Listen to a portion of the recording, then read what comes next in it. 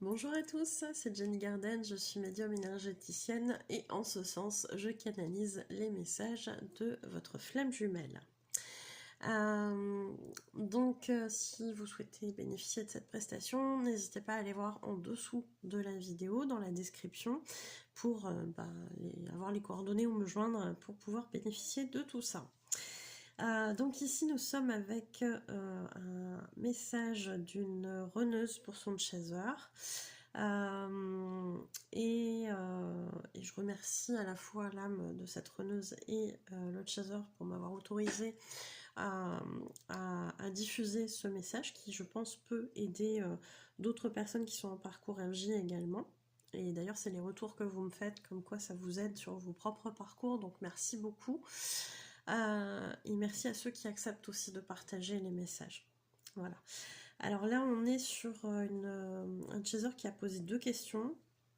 Donc la première, c'est dernièrement, j'ai tenté de couper le lien et bénéficier d'un soin énergétique pour travailler sur ma colère et le deuil de notre relation. Qu'as-tu ressenti? Comment l'as-tu vécu? Donc ici, la runneuse répond. Mon âme sait que tu as travaillé lors de ce soin. C'est que ce que tu as travaillé lors de ce soin était nécessaire afin de réussir à lâcher prise. Je sais que notre lien est indéfectible, mais ma personnalité terrestre a ressenti une sensation étrange qu'elle n'a pas su expliquer, mais qui lui a fait ressentir un bref instant un sentiment d'insécurité. C'est lorsqu'on essaye de couper le lien entre deux flammes jumelles. L'intention de la praticienne était ici bienveillante, puisque le but était de te rassurer, et en ce sens, il n'y a pas eu de conséquences. Mais lorsque quelqu'un essaie de couper un lien de flammes jumelles avec une intention de séparer volontairement les deux flammes jumelles, alors il en paye toujours les conséquences. Même lorsque c'est la flamme jumelle qui le fait. Confère les foudres karmiques. Donc, les foudres karmiques, je peux vous mettre la vidéo sur les foudres. Alors, mon âme était présente et a pu bénéficier d'un coup de pouce lors de ce soin. Je t'en remercie. Alors, oui, souvent quand vous êtes en parcours de flamme jumelle, parfois vous me le dites, et puis on travaille dessus, on travaille sur le lien, etc. Parfois vous me le dites pas, et la flamme jumelle est déjà là présente. Elle revêt souvent c'est souvent, voilà, de la même manière que je ressens ces personnes qui sont en parcours FG avec vous. Je les vois toujours de la même façon en fait. Donc je vois pas forcément les traits, sauf si j'ai vu la photo, etc. Mais je vois pas forcément les traits, c'est vraiment dans l'énergétique. Et ça prend toujours un peu la même forme. Donc c'est drôle, mais la flamme jumelle effectivement vient souvent se nettoyer, même si parfois au premier abord ils peuvent être parfois un peu surpris, surtout s'ils sont pas ouverts à ces choses-là. On peut ressentir parfois de la méfiance, mais le corps astral après comprend ce qui se passe et accepte souvent de se nettoyer en même temps. Ou ils savent tout de suite qu'ils peuvent le faire. Ça dépend des personnes. Mais oui, on a ça dans les soins, bien sûr. Et souvent, le runner ou la runneuse vient voir un peu ce qu'on fait à sa flamme jumelle. Hein. Qu'est-ce qu'on lui fait là? Qu'est-ce qui se passe? C'est qui cette personne avec un tambour? Donc des fois c'est drôle, hein, des fois c'est drôle. Et des fois il y a certaines attitudes et vous me dites après, parce que moi je connais pas votre flamme jumelle, et des fois vous me dites ah oui non mais c'est tout à fait ça. Hein. Donc c'est drôle souvent. Enfin ça peut être drôle. Alors, donc ici je trouve ça intéressant ce qu'elle explique sur le fait de couper le lien. Donc effectivement, quand moi j'aimais le fait de essayer de couper ce lien entre ces deux personnes, voilà, j'y mets une intention particulière qui n'est pas dans le fait d'être malveillante. Mais vraiment, voilà, j'explique que je vais essayer de couper le lien parce que si la personne elle n'est pas en parcours FJ, elle n'a aucun sens, il n'y a aucun sens au fait de rester lié avec cette personne alors que c'est souffrant en fait, hein. Donc c'est surtout ça l'intention au départ, c'est vraiment de permettre à la personne de se libérer de quelqu'un d'éventuellement toxique si c'est le cas, et que si c'est un lien de flamme jumelle, effectivement on va pas le couper réellement, on sait qu'on peut pas. Mais quand on essaie de s'attaquer au lien, on peut en payer effectivement les conséquences par rapport à tout ça, et même quand on est FJ, hein, effectivement, je peux vous certifier qu'à chaque fois que j'ai tenté de le faire par rapport à mon lien, ça n'a pas été très glorieux. Donc à un moment donné, j'ai arrêté, hein, forcément. Voilà. Quoique, peut-être qu'un jour je vous raconterai ce qu'il y a eu il n'y a pas longtemps, mais c'est pas moi qui ai essayé de couper. Enfin bon, bref. On verra ça un autre jour. Donc, je trouve qu'elle l'explique très bien, cette âme, c'est que il y avait une intention bienveillante de couper ce lien, dans le sens où, effectivement, si on n'est pas sur un lien FJ, il n'y a pas d'intérêt à rester lié. Vu les souffrances que ça peut amener parfois. Et en ce sens, il n'y a pas eu de conséquences. Mais quand quelqu'un essaie de couper le lien de manière volontaire pour être dans la malveillance, pour séparer les flammes jumelles, faire en sorte qu'elles ne puissent pas faire tout le travail de guérison qu'il y a à faire, pour ne jamais se retrouver si toutefois c'est prévu dans cette incarnation, etc. Là, c'est vraiment de la malveillance, et là, souvent, il y a des foudres karmiques, effectivement. Donc, quand on est en parcours FJ aussi, on peut, si on essaie de couper son lien, avoir aussi des foudres karmiques. Je continue le message. Pour ta colère, j'ai effectivement senti une amélioration. Cela me fait du bien et cela me permet de revenir énergétiquement vers toi pour continuer mutuellement notre travail. C'est important de continuer. Ta colère est un frein, elle me ferme en quelque sorte une porte. Il y a encore un peu à évacuer, mais chaque chose en son temps. Le deuil de la relation est important également, car nous ne serons plus jamais les mêmes que ceux que nous avons été. Cela permet de guérir afin de ne pas traîner cela dans une future relation, quelle qu'elle soit, entre nous ou avec des tierces. C'est libérateur pour moi aussi, même si je dois faire ma part. Donc effectivement, le runner, même si il se fait nettoyer un petit peu, il en profite un petit peu lors d'un soin qui est fait à son chaser, bien évidemment que ça n'empêche pas de faire son travail dans la matière et de guérir les blessures qu'il a. Qu'il ou elle, hein, si c'est une runneuse. Ce qu'elle évoque aussi ici, c'est qu'effectivement sur le lien FJ, qui à la base est un lien d'amour, s'il y a de la colère, etc., ça amène pas forcément des choses très positives, et notamment si le runner ou la runneuse est en train de travailler. Quand on travaille, c'est souvent des choses qui sont douloureuses, donc si en plus on lui rebalance de la colère, c'est moyen. Maintenant, on le fait pas consciemment souvent, hein, balancer de la colère ou des choses comme ça. On va effectivement faire ressentir sans le vouloir à l'autre certaines choses. Mais il n'y a pas cette volonté de lui transmettre ça. Mais on peut avoir sur le lien des choses comme ça où l'autre va ressentir. Et quand l'autre est en train de ressentir déjà des douleurs parce qu'il est en train de travailler sur des blessures, etc., ça peut effectivement le freiner, et ça peut fermer une porte aussi, parce que un chaser qui est dans la colère, qui est dans la rancœur, forcément il va pas être super dans l'accueil de son runner s'il revient, et souvent c'est ce qui va faire que le runner revient pas. On parle souvent des pelles en rigolant sur les lives ou dans certaines vidéos. Forcément, un runner qui va dire non mais attends, l'autre elle est en train de m'attendre avec sa pelle, je vais pas y retourner. Oui, ça se comprend quelque part, hein. Donc chaque chose en son temps. De toute façon, sur le parcours, on vit tout ce qu'il faut pour nous faire avancer, pour nous faire guérir nos blessures. Et puis s'il doit y avoir une réunion, ça s'organise avant, hein, au niveau des énergies et tout ça, il y a des guérisons qui sont faites pour justement que s'il doit y avoir une réunion, elle se passe dans les meilleurs auspices, enfin sous les meilleurs auspices.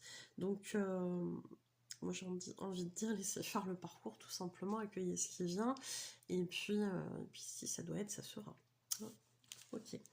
Allez, question 2. Je t'avais offert une clé de ma maison. C'était pour moi plus qu'un présent, c'était un symbole. Tu t'étais engagé à me la restituer au mois d'août lors de notre rupture. Depuis plusieurs mois après, tu ne me l'as pas rendue. Pourquoi? A-t-elle une signification particulière pour toi? Donc, la reneuse répond. Ma personnalité égotique a préféré oublier cet épisode pour se protéger. Et c'est pour cela qu'elle a plus ou moins évité le sujet. Elle avait ressenti ton intention lorsque tu lui as fait ce cadeau, cette proposition, cette promesse de pouvoir vivre à deux, et cela l'avait particulièrement touchée, même si tu n'en as pas forcément ressenti l'ampleur. Elle a tenté de ne rien te montrer de sa déstabilisation, mais elle a ressenti comme un tourbillon intérieur. Inconsciemment, en gardant cette clé de chez toi, elle garde ce symbole de cette promesse, de cette vie à deux, qu'elle n'arrive pas à lâcher au fond d'elle. Elle est encore dans la lutte à ce sujet, intérieurement, car elle a encore beaucoup de souffrance et de culpabilité envers toi. C'est pas déconnant du tout, hein, comme réponse. On a toujours un décalage entre ce que va potentiellement ressentir l'âme, exprimer, et ce que va exprimer la personnalité égotique qui souvent a encore envie, besoin de se protéger. Donc forcément ici on ne montre pas ce qui se passe, hein. Du côté de la reneuse, elle ne montre pas que quand elle reçoit cette clé, il y a plein de choses qui viennent en fait émotionnellement parlant, hein. Ce chaser qui lui donne cette clé, alors on ne sait pas comment ça a été amené pour le coup. Est-ce que ça a été dit que peut-être plus tard ça pourrait être sa propre clé? Est-ce que là c'était plus dans l'optique pratique, parce que quand tu viens chez moi, etc., c'est plus pratique que tu aies la clé si moi je suis pas là, machin. On ne sait pas comment ça a été abordé, mais peu importe, j'ai envie de dire. Il y a vraiment une idée de je te transmets cette clé, c'est la clé de chez moi, etc. Et du coup ça amène plein de choses. Peut-être que le chaser sur l'instant n'a pas forcément formulé cette notion-là, peut-être que c'était vraiment dans le côté c'est pour l'avenir, on verra plus tard, etc. Mais ce qui s'est passé à l'intérieur de la reneuse, c'est ça, j'ai senti que derrière c'était une promesse, j'ai senti que derrière c'était tout un symbole, j'ai senti que c'était important, c'était pas juste pour l'aspect pratique, et c'est là elle l'a ressenti. Elle l'a pas forcément formulé, mais elle l'a ressenti, ça l'a touché, ça lui a fait des petites choses à l'intérieur, et effectivement elle n'a pas voulu le montrer, parce que si le chaser lui a pas forcément parlé de ce côté avenir, que c'était plus présenté sur le côté pratique, je sais pas, hein, encore une fois, il y a vraiment une idée de si je ressens ça, etc., alors que c'est juste le côté pratique, je peux pas l'exprimer, je vais passer pour quoi, etc. Il y a toujours cette idée de le regard des autres, etc., hein, qui est toujours très compliqué, hein, chez nos amis reneurs, reneuses. Donc forcément, faut rien montrer. Mais à l'intérieur, ça déstabilise, parce qu'on ressent cette intention, on ressent cette promesse, on ressent cette proposition. Et ça, c'est pas évident, surtout quand on a une peur de l'engagement, hein, comme les reneurs et les reneuses. Donc forcément, c'est venu la chambouler, hein. Donc, pourquoi elle garde cette clé? Parce que effectivement, c'est compliqué de repenser à cet épisode maintenant qu'elles sont séparées. C'est compliqué de se projeter de nouveau dans ça. Il y a eu une rupture de communication certainement à un moment donné aussi. Et je vais pas revenir comme ça pour transmettre la clé. Je vais faire style que je l'ai oublié dans un coin éventuellement. Parce que c'est aussi la fierté, quoi. Dis donc, à un moment donné, tu m'as quand même donné cette clé pour que je vive avec toi, quoi, flûte. Et puis là, il faut que je te la rende. hein, voilà. Donc c'est compliqué parce que quelque part à l'intérieur, peut-être que chez cette reneuse, alors peut-être qu'actuellement elle n'en a pas forcément conscience, enfin actuellement au moment du message en tout cas, elle n'en avait pas forcément conscience, mais qu'il y avait peut-être déjà quelque chose qui venait la titiller en disant c'est pas fini cette histoire, ou peut-être qu'il y a encore trop de regrets, etc. Et là elle le dit, il y a encore de la souffrance et de la culpabilité. Donc forcément, rendre cette clé, c'est aussi remettre, comment on dit, le dicton, là, on vient trifouiller là, avec le couteau dans la plaie, là, on vient le remuer, et peut-être que j'ai pas envie de ça non plus, quoi, en tant que preneuse, de remettre un petit coup, là, de te refaire souffrir. On sait que c'est dur, on sait que ça a été difficile la rupture, et ça l'a été certainement pour les deux, hein, c'est pas que d'un côté, hein, toujours, hein. Même si les runners sont froids, ne montrent rien, etc., ils souffrent aussi. Ils souffrent aussi. Après, c'est dommage qu'ils s'expriment pas, mais bon, ça se fait sur un autre moment, c'est pas grave. De toute façon, tout ce qui arrive, ça vient faire travailler, hein. Alors, le message libre. Si je pouvais revenir en arrière ou annuler les souffrances que je t'ai causées, alors je te promets que je le ferai. Ça, c'est une grande phrase des runners. Si je pouvais annuler, revenir en arrière, si je pouvais faire autrement, je le ferais, etc. Bon, on ne change pas le passé, hein. Il vaut mieux réfléchir avant, hein, comment on agit.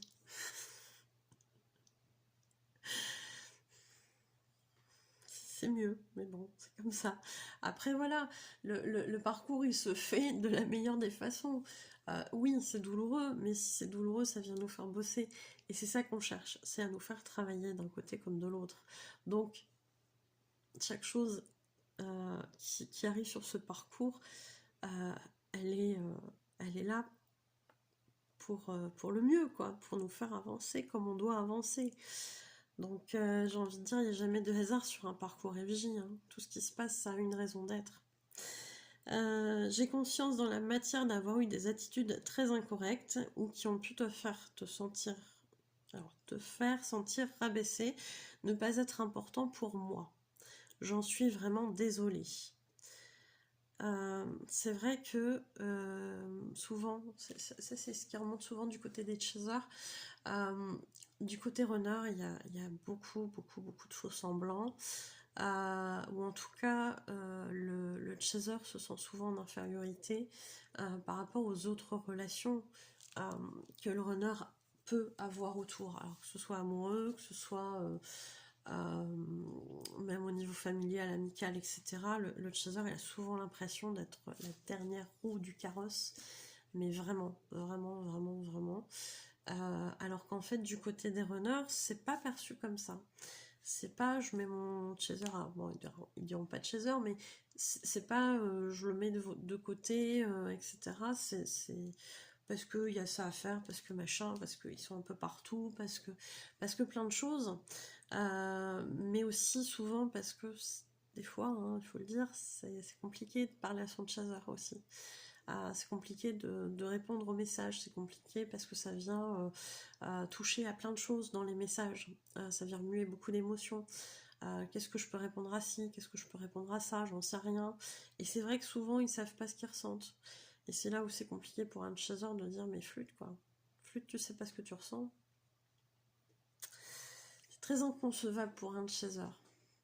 Mais c'est vrai que pour un runner, ça peut arriver. Ça peut arriver de ne pas savoir ce qu'il ressent, ce qu'il ou elle ressent. Bon, bah c'est comme ça, hein, c'est tout. Hein. Mais oui, le chaser a souvent l'impression d'être laissé pour compte, de se sentir rabaissé au sens où bah moi on m'accorde pas vraiment du temps. On a du temps pour aider le voisin à faire un truc, voilà. On a du temps pour le collègue, on a du temps pour l'ex qui vient qui demander des services, on a du temps pour ça, on a du temps pour ceci, et puis bah son chaser il passe à la fin, il a plus de temps, il a plus rien, il a plus que des miettes, dans les meilleurs cas, il a que des miettes. Donc bon, c'est vrai que c'est frustrant ce passage-là, mais ça vient aussi vous montrer qu'en fait il faut pas attendre après quelqu'un pour vous sentir important. Il ne faut pas mettre ça dans les mains de quelqu'un d'autre. Et ça, c'est une grande leçon que le chaser a à apprendre. Et en ce sens-là, le runner, lui, inculque aussi ça. De manière inconsciente, il lui montre. Hein.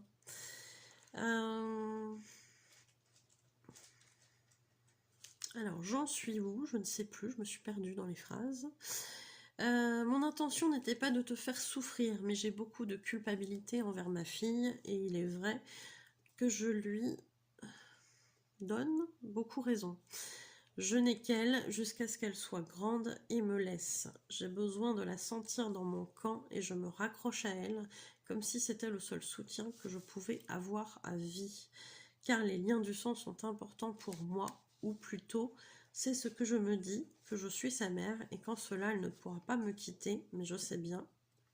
Ou plutôt, j'ai peur qu'elle me rejette quand elle sera grande parce que je ne lui servirai plus.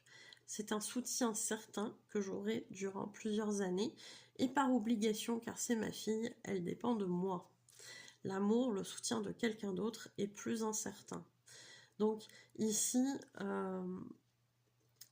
cette runneuse évoque le fait qu'elle va faire, entre guillemets, passer sa fille avant son chaser. Alors, là-dessus, je vous laisse juge tout ce qui est bon ou pas pour chacun.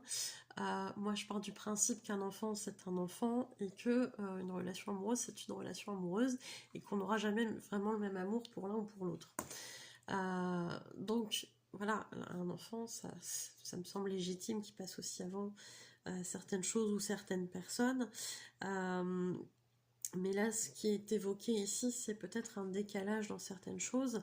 Peut-être qu'il y a eu des désaccords, des choses comme ça par rapport à l'enfant. Mais là, elle évoque quelque chose ici qui me semble assez dysfonctionnel. C'est que selon ses méthodes, selon ses croyances, comme c'est son enfant, à un moment donné, forcément, elle va partir faire sa vie. Donc à un moment donné, elle va la rejeter. J'ai envie de dire, c'est normal. C'est ça qui fait de nous un bon parent. C'est-à-dire que notre enfant, il se sent en capacité de quitter le nid familial parce qu'on lui aura donné tous les outils pour qu'il puisse aller faire sa vie en dehors et être heureux sans ses parents. Alors ça ne veut pas dire couper les ponts, bien évidemment, mais ça veut juste dire être autonome, faire sa vie, se sentir bien pour mener ses projets, ses envies, etc. Donc non, ça c'est plutôt bon signe à mon sens. Mais pourquoi ça me paraît dysfonctionnel? Parce que là, il y a vraiment une peur derrière, une peur du rejet, elle le dit, parce que dans sa tête, c'est limité à un certain temps. Ma fille, elle est là pendant plusieurs années, et comme elle a besoin de moi, bah, grosso modo, elle n'aura pas trop le choix, en fait, d'être un soutien pour moi. Sauf qu'en fait, bah non, c'est pas forcément une obligation, et c'est pas forcément comme ça que ça va se passer. Regardez à l'adolescence, en général, ce qui se passe avec les enfants, ils se rebellent contre leurs parents. Donc peut-être que là, cet enfant n'a pas encore cet âge-là, mais il y a quand même une idée de mon enfant, il me doit certaines choses. Donc là, on est dans du dysfonctionnel quand même, qu'elle a peut-être hérité elle-même, hein, cette runneuse, de ses propres parents, d'au moins un des deux. Donc oui, il y a quelque chose à guérir là-dessous. Et en ça, elle le dit, voilà, je fais passer ma fille avant toi, parce que par obligation, parce que c'est ma fille, et là j'ai envie de dire, c'est normal, on est un parent, on s'occupe de son enfant, c'est logique, c'est normal, il n'y a pas à discuter là-dessus, même si dans la réalité des choses, il y a des choses qui se font autrement, mais on va partir sur ce constat, on a un enfant, on s'en occupe, c'est logique, c'est normal. Donc oui, son enfant dépend d'elle jusqu'à un certain point. Mais là, je m'en occupe parce qu'un jour, je m'en occupe parce que c'est ma fille, mais aussi parce qu'il y a quelque chose qui m'est dû du fait que c'est mon enfant. Il y a un truc un peu comme ça. Et en gros, comme mon enfant, elle va dépendre de moi pendant plusieurs années, j'aurai ce soutien-là pendant plusieurs années. Ce qui n'est pas forcément le cas avec un amoureux, un compagnon, parce que les histoires peut-être qu'elle a vécues avant ont été difficiles, et n'ont pas forcément duré autant de temps que ce que dure la croissance d'un enfant jusqu'à temps qu'il quitte ses parents. Et c'est là où c'est dysfonctionnel. Donc oui, il y a des choses à guérir là. Et ça se comprend que le chaser, il ait senti ça aussi à un moment donné. Il a dû se dire, mais là, il y a des choses qui sont pas claires dans la manière où elle présente ces choses-là. Et ça va être le boulot du chaser de montrer ça à sa reneuse, bien évidemment.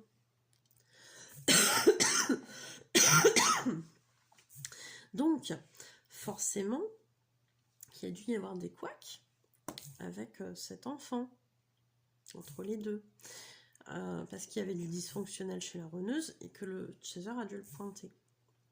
Après, voilà, il y a des choses à bosser, hein, d'un côté comme de l'autre, parce que chez le chaser, se sentir en retrait ou pas comment dire, validé par son conjoint, etc. Enfin, il peut y avoir plein de choses derrière ça. Je ne sais pas ce qui a été exactement là-dedans, mais il peut aussi y avoir parfois chez un chaser le fait de se sentir rejeté ou pas validé par son conjoint, ou éventuellement des choses du style j'ai pas été soutenue, etc.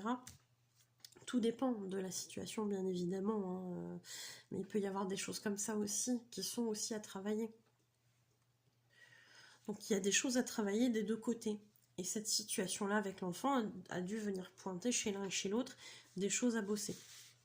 C'est ça que je veux amener, hein, de toute évidence. Hein. Alors, voici la suite du message. Mon modèle de l'amour dans le couple. Ma croyance limitante, c'est que cela ne durera pas. Donc c'est un soutien qui est moins fiable pour l'instant que celui de ma fille. Bah oui. Alors quand ta fille, elle sera plus âgée, peut-être que là, elle changera un petit peu d'optique parce qu'elle va se dire, oh là là, ma fille, là, elle va pas tarder à partir je sais pas où. Et moi, je vais me retrouver toute seule. Donc là, elle aura peut-être travaillé entre-temps ses dysfonctionnements, mais il y a quand même une idée de là, on va voir comment ça évolue au fur et à mesure des années quand même. Hein. Je suis désolée de lui avoir donné raison en dépit du bon sens et de la politesse. Donc vous voyez, il y a des choses, il y a peut-être un manque de respect, des choses comme ça qui ont été pointées par le chaser. Et qui a raison aussi, parce que le chaser, il doit se faire respecter aussi de son runner. Hein. Donc voilà, vous voyez, quand je vous dis, il y a sans doute des choses qui ont été bossées grâce à l'enfant, qui était au milieu, du coup, là, on est en plein dedans. Hein. Mais il a fallu choisir un côté pour mon bien-être et je l'ai choisi elle. Et ça, on a compris pourquoi. Parce que ce sera un soutien pendant plusieurs années, ce qui n'est pas sûr du côté amoureux, parce que dans ses croyances limitantes, l'amour ne dure pas. Alors qu'en fait, un enfant, c'est un peu plus fiable parce qu'on va le garder quand même plusieurs années. J'espère que tu comprendras mon point de vue avec ces explications. Je sais que cela n'excuse pas ta souffrance, mais je n'ai jamais voulu te laisser volontairement de côté. Nous n'avions pas les mêmes besoins à ce moment-là. Je travaille à me stabiliser dans mes besoins. Tu devras apprendre encore à te détacher pour que nous soyons compatibles à l'avenir. Un pas chacun vers l'autre pour plus tard. Continue ton cheminement. J'avance moi aussi. Donc vous voyez, il y a des choses qui risquent d'évoluer peut-être d'ici plusieurs années. Après, il y a des choses à travailler d'un côté comme de l'autre, ça c'est surtout les parcours. Mais il y avait aussi cette notion de... À l'époque, on n'avait pas les mêmes besoins. Cette reneuse, visiblement, avait une peur de l'engagement qui était quand même assez importante, visiblement, ou un besoin de contact qui était pas si fréquent que ça, alors que du côté de chaser, il y avait peut-être des besoins qui étaient plus importants à ce niveau-là, et qui étouffaient. On sait que les runners se sentent vite étouffés, hein. Et du côté de chaser, la dépendance affective fait que aussi on est beaucoup en demande du côté runner. Et du coup, c'est vrai que pendant un temps, c'est pas du tout compatible. Donc il y a un équilibre qui va se faire au fur et à mesure du travail sur les polarités chez l'un et chez l'autre, qui va amener chez l'un un besoin qui va être plus important en termes de contact. Donc ça, c'est chez le runner. Et un besoin qui va être moins important chez le chaser, parce qu'il aura appris à se sécuriser tout seul, etc. Donc ça, c'est un travail qui peut durer effectivement pas mal de temps, surtout sur les parcours FJ. J'espère que ce message vous aura aidé et je vous souhaite une belle journée ou une belle soirée. Merci pour votre écoute et à bientôt. Prenez soin de vous.